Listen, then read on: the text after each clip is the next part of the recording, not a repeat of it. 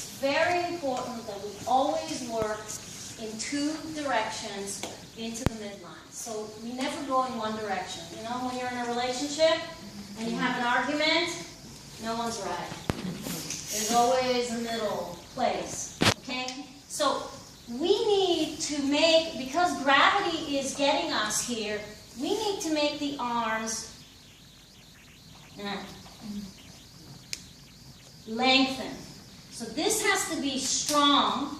And when we started class today, I asked you to make these muscles at the base of your neck move in the opposite direction. So you use the blocks, and cut.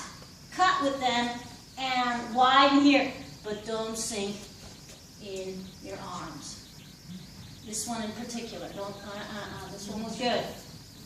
Okay, go back to where you were. Go back to what you did before.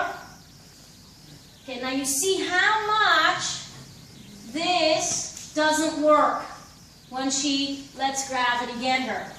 Yes. So these two parts of the body work in opposition. Okay, good. That's good.